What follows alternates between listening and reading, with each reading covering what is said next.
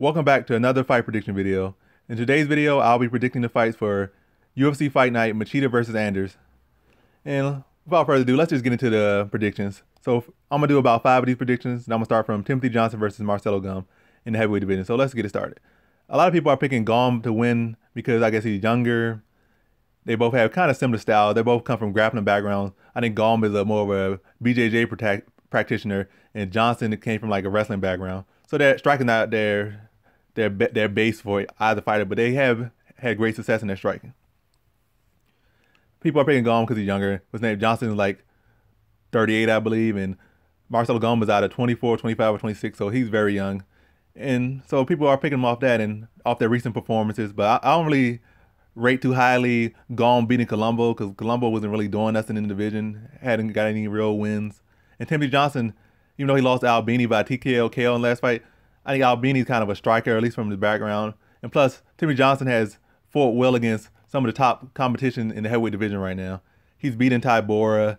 He could have easily got the decision or the nod against Alexander Volkov, but it was turned that way. And he was striking with a striker. And I say Alexander Volkov is a better striker than both Timothy Johnson and Gum. And Timothy Johnson handled himself well on the feet with Volkov. It was even clipped him at several times. So this match, I think, is going to come down to who can enforce their wrestling. I think Johnson's going to be the better wrestler, obviously, because he's come from a wrestling background. So he's going to dictate who can get the takedown and who can't, unless Gum is able to tag him. But I think Johnson will have the striking advantage in this fight, too. So I'm going to go with Johnson via decision. It's going to be a nice, gritty fight.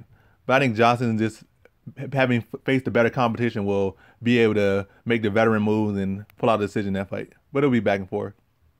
Then our next fight we have in the lightweight division, Michel Prazeres versus Desmond Green. This is a good matchup as well. Desmond Green is kind of, I don't know, flying under the radar to some people. So I think a lot of people are going to pick Michel Prazeres, and I'm going to pick him too. But Desmond Green, this could definitely be the upset pick for the night because Desmond Green has a lot of good control of distance. His striking is pretty well. He has a good understanding of striking. He's pretty quick, and he can tag you at any moment. So he can make this a very tough fight. And Michel Prazeres is one of the strongest people in the division by far. He's like top 5 strongest people in the division easily, if not like top 2 or top 3. So he's one of the strong people in the division. He has good grappling, good guillotines, good forward pressure, heavy-handed. So it's a kind of a battle of like cat and mouse really, because Prazeres is going to be the big, bulky, like hard-hitting fighter. Desmond Green is going to be trying to out-technique him and out-tactic him to get the win. And I think Desmond Green can certainly tag him, as Michel Prazeres has been tagged in the past. And Desmond Green is just as good, if not better, than those people at striking that have been able to tag Prazeres. But in this fight, I'm thinking that Prazeres is probably going to have someone where he'll get clipped, but he'll be able to enforce his size on him and take down Desmond Green at certain times and pretty much edge the decision on Desmond Green. It'll be another close fight, but I think it'll be a decision for Prazeres, maybe split. And then in our next fight, we have the women's flyweight division. We have Valentina Shevchenko dropping down from 135 to 125 and versus Priscilla Cochuera. I can't really say her name, but this is in the 125 division. I don't really know who Priscilla Cochuera is, but I know that Valentina has fought the best people at 135 and done pretty well, beat most of them. The only person she has lost to at 135 is Amanda Nunes. Well, at least in the UFC, has only lost to Amanda Nunes. And she came real close. I think it was like a split decision or a real close title fight. In the first fight, she kind of gave a couple rounds. But yeah, she basically fought the best people at 135 and fared pretty well. So she was basically like number 2 or number 3 at bantamweight. So that's upper weight class. And this other Priscilla chick, she could be decent, but I don't think she's none of those people. She's not Holly Holm is probably one of the best strikers in women's MMA, period. And Valentina Shevchenko outstruck her.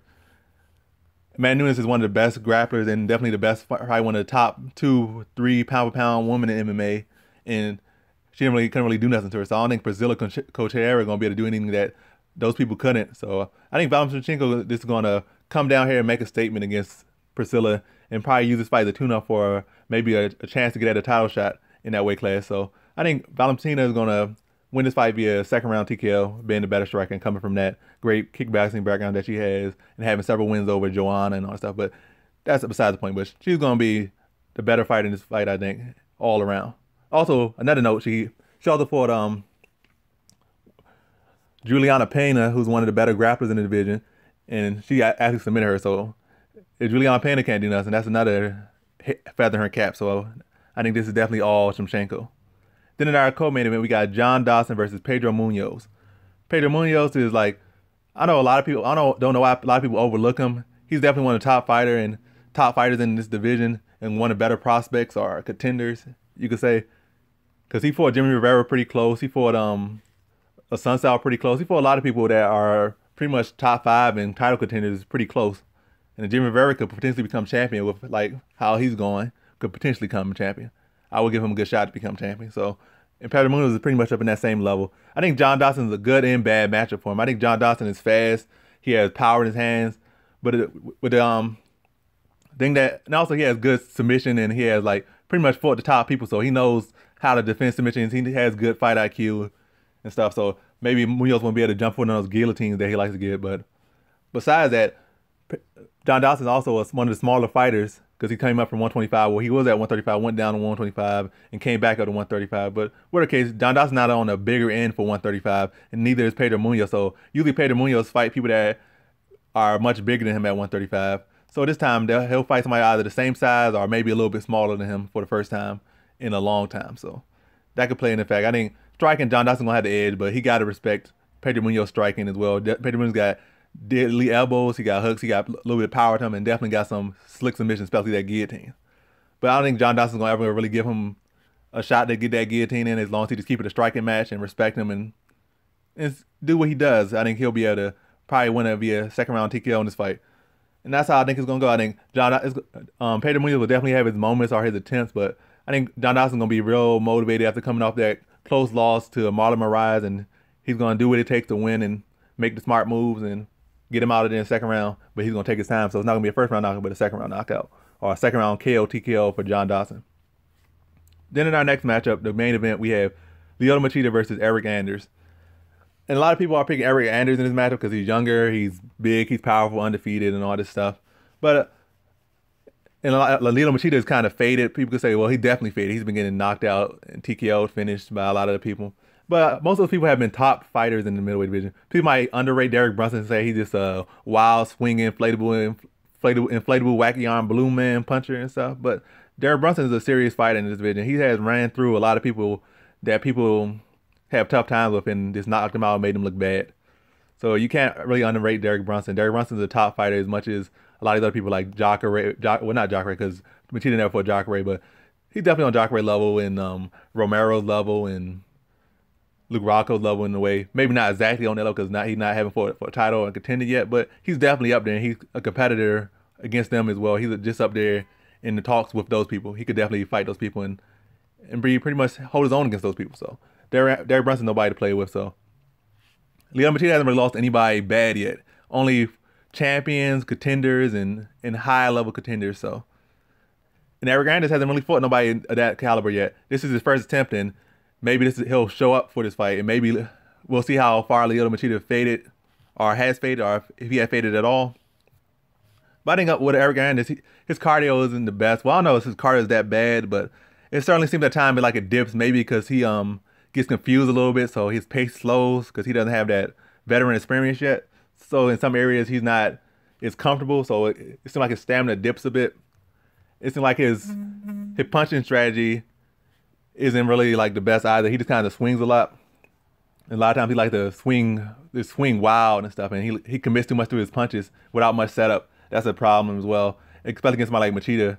As long as Machida is able to keep his distance and regain his form, he could definitely make Eric Anders look very bad. I don't think Eric Anders has very great takedown offense, and Machida has pretty good takedown defense. So I don't think Eric Anders is not really a wrestler. He doesn't come from a striking background. Doesn't come from a wrestling background. He's just kind of an athlete, more so came from football. So I don't think really any areas technically wise Eric Anders is anywhere in Machida's league. But as far as he just kind of uses athleticism and he trains hard. So in this fight, I think if Machida could drag into the late rounds, I think Machida could wear him out and potentially get a stoppage. And that's how I think this fight is going to go. I think Eric Anders is going to try to make this fight as much as possible in the early rounds, make it rough, make it uncomfortable with Machida. But I think Machida is going to start being able to use his veteran experience and evade a lot of his strikes and get him in Machida's game plan, get him into his workshop and make Eric Anders miss often and tag him with a lot of kicks to the body and maybe switch it up to the head a little bit, come in with some strikes and dip out a little bit, do his whole Machida strategy. And I think probably in the third round, Arianes will definitely have faded by that point, and this is going to be a 5-round fight. So I think in the fourth round, Arianes will be kind of faded, and he'll get caught and finished in the fourth round. So I'm thinking picking Machida via fourth round stoppage by TKO. And that completes my fight predictions for UFC Fight Night, Machida versus Anders. And like, comment, subscribe, and come back for more videos. Peace.